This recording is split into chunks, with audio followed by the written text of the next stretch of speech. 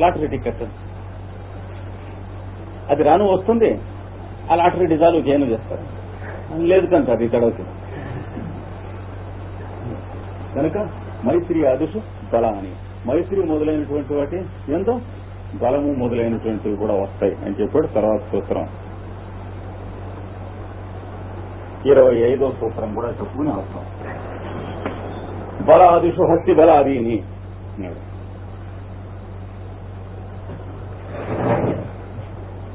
ఎలాగూ బలం రావటం అనే మార్గం పెట్టుకున్నారు కనుక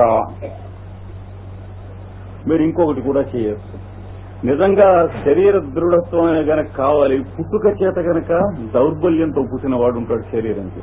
వాడు ఏం చేస్తాడు, ఒక సర్కస్ లోనో లేకపోతే దూరం నుంచో బ్రహ్మాండమైన పరిపూర్ణమైన దేహపుష్టి కలిగినటువంటి మొదపుటేనుగు అరుస్తూ పరిగెడుతూ ఉండగా ఒక మాట చూపించండి వాడికి. బొమ్మలో చూడటం కాదు, సినిమాలో చూడటం. సినిమాలో చూస్తే వాడికి మెంటల్ గా, వాడికి ఇంటలెక్చువల్ గా పిక్చర్ పడుతుంది, కానీ వైటల్ కాంటాక్ట్ ఏది, ప్రాణమయ కోశానికి ఏది సంబంధం? లేదా ఓ శుభ్రమైన పుష్టి అయినటువంటి ఏనుగుంటే దాని దగ్గరికి తీసుకెళ్లి తాకించండి. ఓ మొత్తం ఓ 10 పైసలు ఇస్తే నెత్తిన ఆశీర్వచనం చేస్తుంది సమూలాది అయితే. అది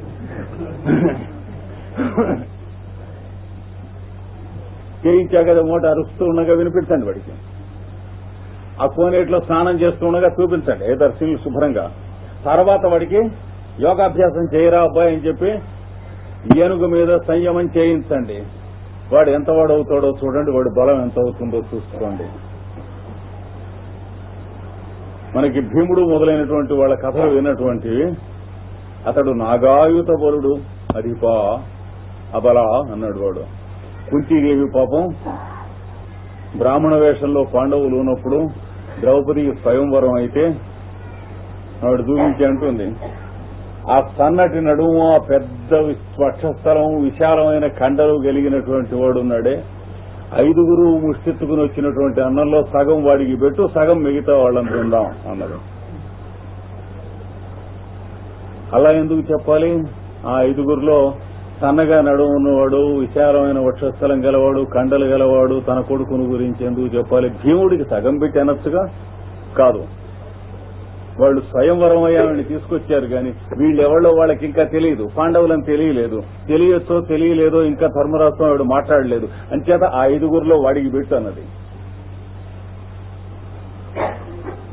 వెడతయురంగును అన్నువ కవును వాడి వర్ణన ఉన్నది అక్కడ. నన్నయ్య గారు కూడా జాగ్రత్తగానే చేశారు అక్కడ. విశాలమైన వక్షస్థలం, సన్నన నడుము, మంచి కండలు కలిగి ధీమాగా కూర్చున్నాడే, వాడికి సగం పెట్టు, మనం మిగతా వాళ్ళంతా సహం తిందాం. పేర్లు గీర్లు రావు అక్కడ. తర్వాత ధర్మరాజు ఆవిడ మాట్లాడుకున్నాకే పేర్లు బయటకు వచ్చాయి. వాడు నాగాయత బలుడు అబల అంటే 10,000 ఏనుగుల బలం వాడు పీలిస్తే వస్తుంది. వాడు గద విసిరినట్లయితే వస్తుంది, తప్పకుండా వస్తుంది. రిజర్వులో ఉంటుంది ఆ బలం. శరీరంలో ఉండదు, కండల్లో ఉండదు. గోధుమ తింటే వచ్చే బలం కాదు, గుడ్డు తాగితే వచ్చేటువంటి బలం కాదు, మరి కోడి పెట్టలు తింటే వచ్చేటువంటి బలం కాదు, పప్పు నెయ్యి తాగితే వచ్చేటువంటి బలం కాదు, వేటపోతుల్ని తింటే వచ్చేటువంటి బలం, ఇవి కావు. ఆ బలం భౌతిక బలం, ఇది వేరు. అంటే స్పేస్ లోంచి అట్రాక్ట్ చేసేటువంటి ఎనర్జీస్ ఉన్నాయి, ఎనర్జీ సెంటర్స్ లోకి ఆ బలం ఇది ఆదిచేతం అవుతుంది. కనుక బలాదిషు హస్తి బలాదీని, బలము మొదలైనటువంటి వాటి యందు అది కావాల్సి వస్తే హస్తి బలం చేయండి వస్తుంది అన్నాడు. అలాగే ధైర్యానికి ఒక ధైర్యవంతుడిని తీసుకోండి, లేదా ధైర్యానికి సంబంధించిన జంతువు అయినటువంటి సింహాన్నో దేన్నో దూరం నుంచి చూపించండి, సర్కస్ లోనో అక్కడనో తెలుస్తుంది. అప్పుడు సింహం జపం చేయమన్నాడు. అది పద్ధతి. మళ్ళా రేపు కంటిన్యూ చేద్దాం. స్వస్తి ప్రజాభ్య పరిపాలయ న్యాయేణ మార్గేణ మహీం మహీషా గో బ్రాహ్మణేభ్య శుభమస్తు నిత్యం లోకా సమస్త సుఖినో భవంతు. ఇక్కడ చెప్పిన దాంట్లో హీలింగ్ కూడా చెప్పాడు. సంయమం అంటే వాడే చేసుకోక్కర్లేదు, ప్రతివాడు యోగాభ్యాసం చేసి సంయమం చేసుకోక్కర్లేదు. మీరు యోగాభ్యాసం చేస్తే వాడు మీ దగ్గర కూర్చుంటే వాడికి ఈ ఐడియా సజెషన్ ఇచ్చి మీరు సంయమం రోజు చేస్తే ఒక 40 రోజుల్లో వాడికి చక్కగా ఒంట్లో దారిద్ర్యం పుష్టి వస్తుంది, నీరసం తగ్గుతుంది. హీలింగ్ అంటారు దీన్ని. ఇవన్నీ కూడాను జ్వాల్కూల్ గారు ఈసాట్రిక్ హీలింగ్ అనేటువంటి పుస్తకంలో డీల్ చేశారు. అంటే 21st సెంచరీ మెడికల్ సైన్స్ అనేటువంటి పుస్తకంలో ఇచ్చారు. ఎందుకంటే ఇప్పుడు ఇంకా మనం వాటిని అంగీకరించడానికి రెడీగా లేవు. మనం సైంటిఫిక్ గా అంత గ్రో అవ్వలేదు మైండ్. 20th సెంచరీలో చెబితే నవ్వుతారు. అందుకని వెయిట్ చేయండి అన్నాడు. మీకు అర్థం కాదు, వెయిట్ చేయండి, బీ హ్యాంగ్డ్ అన్నాడు. కావలసిన వాళ్ళకి ఇప్పుడే ఉపయోగించుకోండి, those who are advanced can use the methods అని చెప్పి ఇచ్చేశాడు. ఇది బలేషు హస్తి బలాదీని అన్న సూత్రం దాకా వస్తుంది. ఇందులో 24వ సూత్రం, మన లెక్కలో 25వ సూత్రం. ఈ ఇష్టదైవతాధ్యానంలో ఇది కొంత భాగంగా ఇమిడి ఉంటుంది. బలేషు హస్తి బలాదీని అన్నట్టు అంటే గజాననుని స్మరిస్తున్నప్పుడు గణపతి యొక్క శారీరక మానసిక బలములు ఇవన్నీ దానికి తెలివిగా ఉంటాయి. అలాగే గరుత్మంతుడిని స్మరిస్తూ ఉన్నప్పుడు ఆ స్థైర్యము, సాహసము, ధైర్యము, ఆత్మవిశ్వాసముతో కూడినటువంటి ఆత్మ సమర్పణము, ఇవన్నీ కలిస్తే గరుత్మంతుడు ఫార్ములా. ఈ ఫార్ములా కింద ఇచ్చారు. అంటే స్థైర్యము, సాహసము ఇవన్నీ కలిసి ఉండి వీటితో ఆత్మ సమర్పణం కలిసి లేకపోయినట్లయితే మనకు ఉపయోగించదు. మనకున్న స్థైర్యం మొదలైనవన్నీ ఇంకోటికి ఎవరికో ఉపయోగిస్తాయి. అంటే మనం ఫెనటిక్ అవుతాం. అందుచేత ఆత్మ సమర్పణంతో కూడినటువంటి సింబల్స్ ఇచ్చారు. కానీ గరుత్మంతుడిని మనం స్మరించి వాళ్ళు చెప్పినటువంటి స్తోత్రాదులు మొదలైనవి చేయటం, గరుడోపాఖ్యానం వినటం, వాటి కాన్సెప్ట్ ఇట్లాగే హయగ్రీవుడు అనేటువంటి మూర్తి చూసినట్లయితే అశ్వము, దాని గురించి వేదాల దగ్గర నుంచి ఇప్పటిదాకా గుర్రాన్ని చూసి వాళ్ళు ఏం గ్రహించారు? శరీరంలో ఏ భాగాన్నైనా సరే లోకల్ గా కదిలించగల జంతువు గుర్రం వస్తుంది. అది వాళ్ళు చూశారు. అంటే ఇక్కడ ఈగ వాళ్తే అక్కడ చర్మం కదిలిస్తుంది గుర్రం. అలాంటివి ఇంకా 2-3 రకాల జంతువులు ఉన్నాయి. కానీ మొట్టమొదటి ర్యాంకులో నిలుస్తున్నది గుర్రం. వాళ్ళు గమనించింది ఏమిటంటే గుర్రం శరీరంలో ఆకారం ఎక్కువ, బలం అందులో ఫిలప్ చేసిన మ్యాటర్ కన్నా గుర్రానికి డబ్బు చేస్తే తప్ప. అలా ఉన్నటువంటి జంతువుల్లో గుర్రం ఒకటే. రూపం అన్నాడు చూడండి, శరీర రూపం, కాయ రూపం. కాయము కన్నా రూపం బలంగా ఉన్నటువంటి జంతువు మొట్టమొదటి గుర్రం. అందుచేత మన శరీరాన్ని కదిలించి నడిపిస్తున్నది ఏమిటి? ప్రాణమయ కోశము లేక వైటల్ బాడీ అంటారు. దానిని గుర్రంతో పోల్చి వేదాల దగ్గర నుంచి మనకి ఈ రోజు వరకు కూడా సీయర్స్ అంటే ద్రష్టలైనటువంటి వాళ్ళ కవి సమయం ఉన్నది పోలి. అంటే కవి సమయాలంటే ఈ లిరికల్ పోయిట్స్ వాళ్ళు, ఎపిక్ పోయిట్స్ వాళ్ళు చేస్తున్నటువంటి పోలికలు మొదలైనవి కవి సమయాల కింద లెక్కకి రావు. అవి చాలా వినోదానికి, మనస్సు కొంచెం ఆహ్లాదానికి పనికొస్తాయి. కానీ అది దాటి రెవల్యూషన్స్ కి పనికొచ్చేటువంటి మీకు భారత భాగవత రామాయణాలు, ఉపనిషత్తులు, వేదములు, మరి ఓల్డ్ టెస్టమెంట్ అట్లాంటి గ్రంథాల్లోకి వెళ్ళాలి. అంటే వాళ్ళు లిటరేచర్ ని ఎందుకు ఉపయోగించుకోవాలని ఎక్కడి దాకా ఇవాల్వ్ అయినారో అప్పుడు పుట్టిన పోయిటరీ అది, ఇప్పుడు పుట్టిన పోయిటరీ కాదు. ది ఫ్యూచర్ ఆఫ్ పోయిటరీ అనేటువంటిది మనకి అరవిందుల వారు రాశారు. అందులో చదివితే కొంత హింట్స్ ఇచ్చారు. మళ్ళా కూడా అందుకుంటానికి కొంతవరకు వీలుంది అన్నారు. ఆ లెవెల్లో రాసిన వాళ్ళు కనుక వాళ్ళ కవి సమయాలు వేరు, మిగతా కవి సమయాలు వేరు. ఇవాళ సూత్రాల్లో మనం కొన్ని చూస్తాం. వాళ్ళ కవి సమయాలంటే ఎలాంటివో, వాళ్ళకి వాటికి మనకినే మధ్యన తెగిపోయింది సమాజం. అంటే ఒక సంప్రదాయం చెగటం వచ్చింది. వచ్చిన తర్వాత scholastic and scholarly type of interpretation వచ్చింది. అది ఎప్పుడైతే వచ్చిందో రసపుష్టి, పుష్టి, పాత్ర పోషణ, పాత్ర చిత్రణం మొదలైనటువంటి పాత్రలు తవ్వుకుంటాం ఒక్కటే మిగిలింది. ఆ పాత్రతో ఏం తాగాలో అది వెళ్ళిపోయింది. అంటే లిటరరీ ఎక్సలెన్సెస్ అనేటువంటి ఒక టైం వేస్ట్ మిగిలింది. చూసారా? అంటే ఏదన్నా తాగాలంటే పాత్ర ఏ శిల్పంతో ఉండాలి, ఏ చిత్రంతో ఉండాలి, ఏ ఆకారంతో ఉండాలి. అంటే నిజంగా ఏదన్నా మంచి పానీయం తాగటానికి పెట్టుకుంటున్నవాడు దీని గురించి ఇంత ఆలోచించడు, వైజ్ఞానిక నపుంసకుడు అయితే తప్ప. ఆ చేంజ్ వచ్చిన తర్వాత చూస్తూ ఉన్నది మనం ఎదుర్కొన్నటువంటి క్లాసికల్ పోయిట్రీస్, ఇంకా రొమాంటిక్ పోయిట్స్. అది కాదు ఇక్కడ.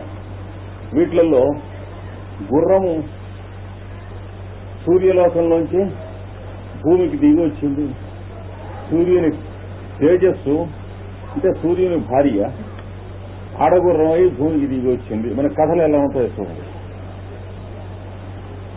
ఆమెను విడిచిపెట్టి ఉండలేక సూర్యుడు కూడా మోగ గుర్రం అయి భూమికి దిగి వచ్చాడు. ఇక్కడ వాళ్ళిద్దరికీ సంతానం కలిగారు. అంటే the origin of what we call life అవి చెప్పాలంటే అలా చెబుతాయి ఆ పుస్తకాలు.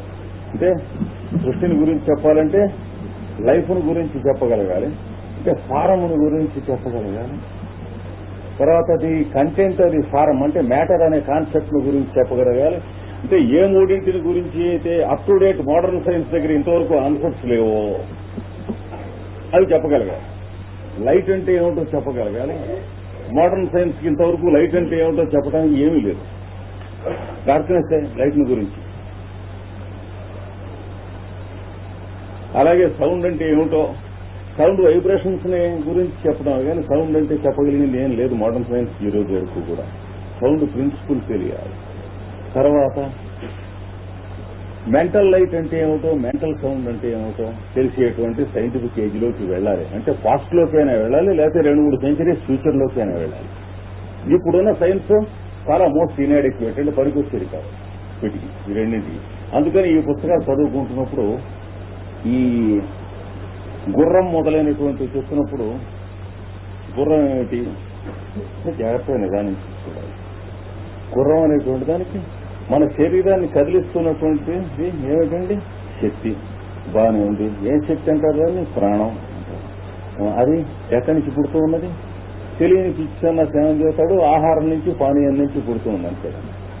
అంటే ఫ్యూయల్ నుంచి ఎనర్జీ పుడుతూ ఉందంటే ఇది సైంటిఫిక్. ఫ్యూయల్ నుంచి కంబస్షన్ జరిగితే ఎనర్జీ మేనిఫెస్ట్ అవుతూ ఉంది, అంతేగాని ఫ్యూయల్ నుంచి ఎనర్జీ పుట్టదు ఎప్పుడున్నాం. అంటే కంబస్షన్ ప్రాసెస్ ఎక్కడ జరుగుతుంది? అగ్ని ఎక్కడ ఉన్నది? చోటులో ఎక్కడ పడితే అక్కడ ఉన్నది అన్న. అక్కడ మేనిఫెస్ట్ అయితే పురుహూత అంటే మాటిమాటికి పిలువబడుతూ ఉండేటువంటి వాడు. పురుష్ఠత మాటిమాటికి కంఠత్వంలో అనే పేర జీవరాశుల రూపంలో స్తోత్రం చేయబడుతూ ఉండేటువంటి వాడును అన్నది. పురుహూతం పురుష్ఠతం ఆద్యం పురుషమాసీనం పురుహూతం పురుష్ఠుతం అన్ని పురాణాల్లోనూ భారతంలోనూ భాగవతంలోనూ మొట్టమొదటి ప్రార్థన శ్లోకం. ఆది పురుషుడు ఎక్కడుంటాడు? స్పేస్ గా ఉంటాడు. వాడు ఎలా తయారవుతాడు? స్పేస్ పల్సేట్ అంటే ఏమిటి? దానికి ప్రాణం అపాన స్థితి వస్తుంది. అంటే పొలారిటీ ఇన్ స్పేస్ అన్నారు జ్వాల్కూల్ గారు. అది వచ్చేటప్పటికి ఉచ్ఛ్వాస నిశ్వాసాలు పుడతాయి. పుట్టేటప్పటికి చోటు దేహం ఒకటి, చోటు ఒకటి, 2 ఏర్పడతాయి. అప్పుడు చోట్ల దేహాలు ఏర్పడతాయి. దేహంతో ఉచ్ఛ్వాస నిశ్వాసాలు పీల్చే జీవి ఏర్పడుతుంది. ఏర్పడితే కంఠం ధ్వని ఏర్పడుతుంది. ఈ ధ్వనిచే ఎవడైతే ఇలా ఏర్పాటయ్యాడో వాడు స్తోత్రం చేయబడుతూ ఉన్నాడు. మన కంఠధ్వనుల చేత ఎవడు చెప్పబడుతున్నాడు? మన ఉప్పు చింతపండు, మన జీతం, ఉద్యోగం, ప్రమోషన్లు చెప్పబడుతున్నాయని మనం అనుకుంటున్నాం. ఇది వాళ్ళు చెప్పారు. చెప్పి ఇది ఎక్కడి నుంచి వస్తున్నది? ఈ అగ్ని కంబస్షన్ అనేటువంటిది స్పేస్ లో ఉన్నది.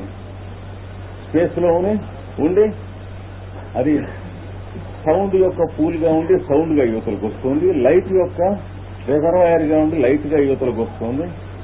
ఫ్రీ ఎలక్ట్రోమాగ్నెటిక్ ఫెనామినం కింద అందులో ఉండి మనం ఎలక్ట్రోమాగ్నెటిక్ ప్లాంట్ కనుక పెడితే దాంట్లోంచి యువతలకు వస్తూ ఉంది.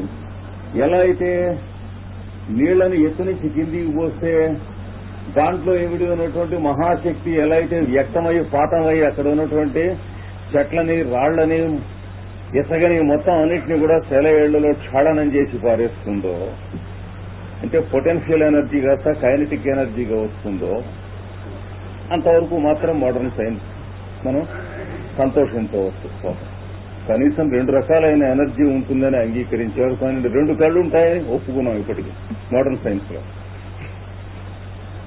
ఇంటర్ కన్వర్టబుల్స్ అది కూడా ఒప్పుకున్నారు. ఏది పొటెన్షియల్ ఎనర్జీ, కైనెటిక్ ఎనర్జీ. ఆ పైన ఇంకా ఒప్పుకుంటానికి 1-2 శతాబ్దాల దాకా అంధత్వంలో ఉన్నాం మనం.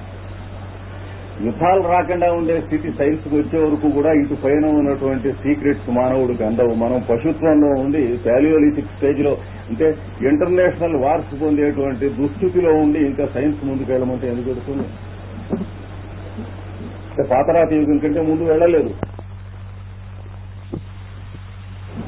కనుక మ్యాన్ కైండ్ మోర్ బీస్ట్లీగా అయిన రోజుల్లో ఇంతకంటే సైన్స్ లో ఉన్న సీక్రెట్స్ జరగటానికి వీల్లేదు. టెక్నాలజీ పెరుగుతుంది కానీ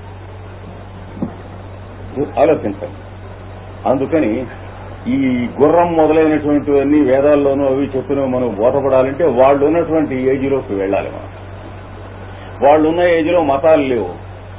సనాతన ధర్మం అనేటువంటి యూనివర్సల్ లా అండ్ సైన్స్ ఉంది. కానీ ఈ రిలిజియన్స్ అనేటువంటి డిగ్రడేషన్ లేదు. అందుకని ఆ స్టేజ్లోకి వెళ్ళగల వాళ్ళు అరవిందో మొదలైనటువంటి మహనీయులు మాత్రమే దాన్ని చూచి మనకు మార్గం చూపించగలిగారు. మిగతా సరేస్ రాధాకృష్ణన్ మొదలైనటువంటి వాళ్ళు రాసినవన్నీ పగిలిపోయిన గ్రామఫోన్ రికార్డులు లాగే ఉంటాయి. వేదాల మీద వాటి మీద రాసిన పిచ్చి కూతలుగా ఉంటాయి.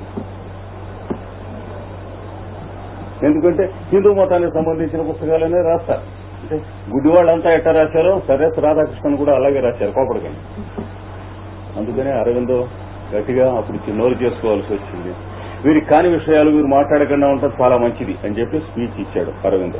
సరేస్ రాధాకృష్ణను వేదాల మీద రాసిన హిస్టరీ ఆఫ్ ఫిలాసఫీలో రాసినటువంటి అవాకులు చెవాకులు చూసి కనుక రిలీజియస్ గా చూసేవాళ్ళు వేరు, ద్రష్టలై చూసినటువంటి వాళ్ళు వేరు. ఈ మనకు ఈ వేదంలో ఉన్నటువంటి సింబల్స్ అవి ఇచ్చిన వాళ్ళు ద్రష్టలు తప్ప పండితులు కాదు.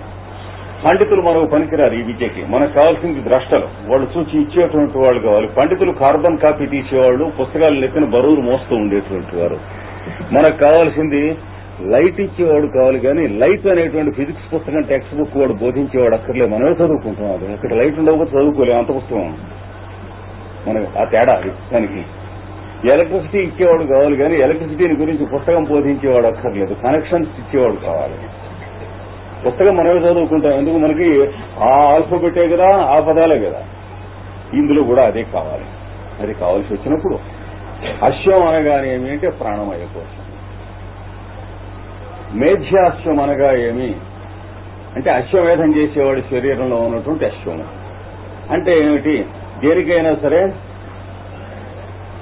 విశ్వశ్రేయానికి యూనివర్సల్ కాదుకి సమర్పణమైన వాడి శరీరంలో ఉన్న ప్రాణమయ కోశాన్ని అశ్వమేధం జరిగిన అశ్వం అంటారు. ఇట్లా వస్తాయి. ఈ సంజ్ఞలన్నీ మనకు బోధపరచుకోవాలి. ఇవి చదువుకుంటూ ఉన్నప్పుడు ఇక్కడి నుంచి వస్తున్నటువంటి సూత్రాలు మనం చదువుకుంటున్నప్పుడు ఈ గణపతిని ధ్యానం చేయటం, హయశీర్షం అంటే హయగ్రీవుడు అనేటువంటి వాడిని ధ్యానం చేయటం, దక్షిణామూర్తి అనేటువంటి వాడిని ధ్యానం చేయటం, ఇట్లాంటివన్నీ కూడా నారసింహం అనేటువంటి వాడిని ధ్యానం చేయటం, ఇలాంటివన్నీ కూడాను తమాషగా మన ప్రాణమయ కోశంలో, మనోమయ విజ్ఞానమయ కోశములలో ఉన్నటువంటి సూక్ష్మ స్థూల మలమూల స్ఖలనం జరిగి మనలో ఉన్నటువంటి జంతుమయ పశుమయ లోకములన్నీ కూడాను మానవత్వంలోకి వచ్చి అక్కడి నుంచి దివ్యత్వంలోకి అడుగు పెట్టడానికి దారితీస్తాయి. అందుకనే నీ సటలు ఎవరి నెరుగు పాండురంగ మహత్యంలో తెనాలి రామకృష్ణుడు అన్నాడు. వాడెవడో పాపం పెళ్లి చేసుకొని అని ఇంట్లోంచి వెళ్ళిపోతే ఎవడో ఋషి నువ్వు కప్ప అయిపోమని చెప్పాం. వాడు ఎక్కడ పడి ఉండమన్నారంటే నరసింహస్వామి ఆలయం దగ్గర పడి ఉండమన్నారు. ఆ నరసింహస్వామిని చూసి కప్ప అయిపోబోయే ముందు వాడు ప్రార్థన చేస్తున్నాడు. నువ్వు నరమృగ రూప విస్ఫురణ, ఇటు నరులకి అటు మృగానికి కూడా రూప విస్ఫురణతో ఉన్నావు. నాబోటి వాళ్ళకి ఇంకెవరు పరమాత్మ అవుతాడు ధ్యానం చేస్తేనే. కనుక నీ సకల్ అంటే సింహం యొక్క జూరు కేశాలని అర్థం, సటల్ అంటే మాయలు లీలని అర్థం. ఎవడే నెరుగు, ఎవడికి తెలుసును, ఇక్కడ ఎందుకు పడుంటానో నాకేం తెలుసు, శాప విమోచనం ఎక్కడో అని చెప్పి వాడు అంటాడు. అంటే ఏంటి? మనలో ఉన్నటువంటి యానిమల్ ఇన్స్టింక్ట్స్ అన్ని ఎలిమినేట్ అవుతాయి. అంతేగాని ఈ హిస్టరీ ఆఫ్ మైథాలజీ రాసిన వాళ్ళు, హిస్టారియన్స్ మొదలైనటువంటి ఇన్సేన్ పీపుల్ అంటే పిచ్చివాళ్ళు, ఉన్మత్తులు రాసినట్లు యానిమల్ గాడ్స్ కాదు, జంతువులను చూసి భయపడుతున్న రోజుల్లో రాసినవి అట్లాంటి పిచ్చి కూతల విషయాలు కావు. జాగ్రత్తగా ఒక విషయాన్ని అర్థం చేసుకుని చెప్పిన వాడు బుద్ధిమంతుడు అవుతాడు కానీ తొందరపడి ఏదో ఒక వాల్యూమ్ ప్రపంచంలో తోసిపారేసినటువంటి వాడు లోఫర్ అవుతాడు. గిల్బర్ట్ ముర్రే మొదలైనటువంటి వాళ్ళు పెద్ద పెద్ద వాళ్ళ కింద లెక్కగానే వాళ్ళు ఈ హిస్టరీ ఆఫ్ మైథాలజీ అని ప్రపంచంలో ఉన్నటువంటి పవిత్ర గ్రంథాల అన్నిటి మీద కూడాను కంపు కొట్టించి తుచ్చమైనటువంటి విషయాలు పడేశారు. అంటే పాషండులు, అంతర్జాతీయ పాషండుల మ్లేచ్చుల యొక్క గుంపు వాళ్ళంతా, మ్యాక్సిములర్ దగ్గర నుంచి గిల్బర్ట్ ముర్రే వరకు కూడాను అస్పృశ్యులంటే నిజంగా వాళ్ళు తప్ప మిగతా వాళ్ళు కాదు. అంటే సామాన్యంగా చదువుకునేటువంటి వాళ్ళ మనస్సు అన్ని కూడా కలుషితం చేసి పారేశారు. అందుకే బ్లావెట్స్కీ మొదలైన వాడు వాళ్ళ మీద అంత గట్టిగా నోరు చేసుకోవాల్సి వచ్చింది. వీళ్ళకి ఏం తెలుసు పిచ్చి కథలు అనేది ఆడే ఓపెన్ గా. గ్రిమ్స్ లా ఈజ్ నో ఫిలాసఫీ అన్నది మ్యాక్సిములర్ గురించి మాట్లాడుతూ, ఫైలాలజీ చెప్పి ఫిలాసఫీ అంటాడు, పిచ్చి మూడ కొడుకులు అనుకున్నాడా, ప్రపంచం అంతా నోరు ముయ్యమనం ఉంది. వేదాన్ని గురించి అర్థం చెబుతూ, విడదీసి అర్థం చెబుతూ ఫైలాలజీ చెప్పి ఫిలాసఫీ అంటాడేమిటి, వాడికి బుద్ధి లేక లోకానికి లేదనుకున్నాడా అని అడిగింది మ్యాక్సిములర్ని. గ్రిమ్స్ లా ఈజ్ నో ఫిలాసఫీ అంటుంది. ఇలాంటి వాటికి ఈ గుర్రం మొదలైన వాటికి వాళ్ళు చెప్పిన గాడిదర్థాలన్నమాట అవన్నీ. ఎందుకు అజాం ఏకాం లోహిత శుక్ల కృష్ణాం వఫీం ప్రజాం జనయంతీం అని మంత్రం ఉంటే దానికి మ్యాక్సిమంలో రాసింది అజాం అంటే గొర్రెని, ఏకాం అంటే ఒకటి, ఒక గొర్రెని, లోహిత శుక్ల కృష్ణాం తెల్లని ఎర్రని నల్లని మచ్చలు గలదానని తీసుకురావాలన్నాడు, యజ్ఞంలో కైమా చేయాలని అది రాసింది.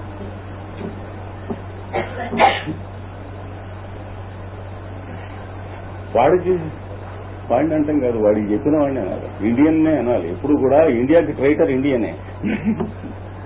ఏది మరి అలెగ్జాండర్ టైం నుంచి ఈ రోజు వరకు ఇండియాకి ఎగెనిస్ట్ గా బయట దేశాల దగ్గర డబ్బులు తీసుకుని వర్క్ చేసేవాళ్ళు అప్పటి నుంచి ఇప్పటి వరకు ఒకటే ఫార్ములా, ఇండియాకి anti Indian agents of foreigners. చూసారా, అజాం అంటే జన్మ లేనటువంటివి, వీటిలోకి ఇంకా దిగనిది అంటే లైఫ్ ప్రాణమయ కోశాన్ని గురించి చెబుతూ గొర్రె గుర్రము రెండు స్థితుల్లో రెండింటితో పోల్చారు వాళ్ళు. లోహిత శుక్ల కృష్ణం, ఎర్రని అంటే రజోగుణంతో కూడిన, శుక్లం అంటే తెల్లని అంటే సత్వగుణంతో కూడిన, కృష్ణ అంటే నల్లని అంటే తమో గుణంతో కూడిన, ఈ మూడింటి గుణాలతో వ్యక్తం అవుతూ ఉన్నటువంటి లక్షణం కలిగింది. బహ్వీం ప్రజాం జనయంతీం, పుట్టలు పుట్టలు కోట్ల కోట్ల స్పీషీస్ ప్రపంచంలో ఫారమ్స్ అంటే రూపాలను ఉత్పత్తి చేస్తూ ఉన్నటువంటిది అయినటువంటి దాన్ని వాడు చెబుతున్నాడు. అలాంటి గొర్రెని తీసుకురా, యజ్ఞం చేస్తే తర్వాత రా మనం డిన్నర్ కొట్టేయచ్చు అంటాడు మ్యాక్సిమం. చూసారా, కనుక ఈ గుర్రం తలకాయ ఉండి మనిషి శరీరం ఉన్న దేవుడు, ఏనుగు తలకాయ ఉండి మనిషి శరీరం ఉన్న దేవుడు, సింహం తలకాయ ఉండి మనిషి శరీరం ఉన్న దేవుడు, అడవి పంది తలకాయ ఉన్న మనిషి శరీరం ఉన్న దేవుడు, ఇష్టదేవతలుగా ధ్యాన స్వరూపంగా పెద్దలు ఎందుకు పెట్టారు, ఎందుకు రూపములు ఏర్పడ్డాయి అంటే నిన్న మనం చెప్పుకున్న బలాదిషు హస్తి బలాదీని అన్నటువంటి ఆ ఫార్ములా. తర్వాత సూత్రం 26 కదా మనకి, 26 సూత్రం. ప్రవృత్తి యాలోక న్యాసాత్ సూక్ష్మ వ్యవహిత విప్రకృష్ట జ్ఞానం. ఇక్కడ తీసుకుంటే ప్రవృత్తి ఆలోక న్యాసాత్ సూక్ష్మ వ్యవహిత విప్రకృష్ట జ్ఞానం.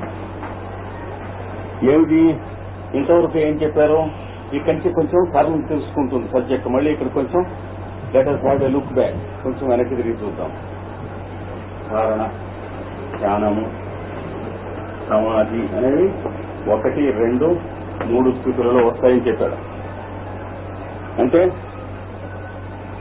6, 7, 8వ స్థితులు మొదటి నుంచి యమ నియమాదుల్లో లెక్కేస్తే. కానీ మొదటే మనకి ఏం వార్నింగ్ ఇచ్చాడు, 1వ స్థితి అయ్యాక 2వ స్థితి, 2వ స్థితి అయ్యాక 3వ స్థితి, ఇలాగ పిచ్చి వేషాలు ప్రమోషన్ కింద, ఇంక్రిమెంట్ల కింద, ఎఫిషియన్సీ బార్ల కింద ఇలా రావన్నాడు. ఇది యమం వచ్చాక నియమం అలా ఉండదు. ఇది ప్రోగ్రెషన్, డెవలప్మెంట్ ఉంటుంది. ఇవన్నీ అంచేత ఒకటే ఒకటి ప్రాక్టీస్ చేద్దాం అనుకోకు. అష్టాంగములు కదా. తలకాయ పుట్టాక కన్ను పుట్టింది, కన్ను పుట్టాక ముక్కు పుట్టింది, ముక్కు పుట్టాక చెవి పుట్టింది అని ఉండదు. మనిషి పుడతాడు. ఇవన్నీ కూడా అలాగే వస్తాయని చెప్పాడు. ఈ 3 చివరి స్థితులు మిగతా వాటికంటే విశేషం అని చెప్పాడు కదా. అంతరంగం అని ఇంటర్నల్ అవేర్నెస్ కి సంబంధించినవి ఈ 3 స్థితులు అని చెప్పాడు. అది కూడా మనం చూసుకుని ఈ 3 ఇంటికి సైమల్టేనిటీ ఆఫ్ అవేర్నెస్ ఆఫ్ కాన్షియస్నెస్ ఉంటుందన్నాడు కదా. దాని పేరేమన్నాడు?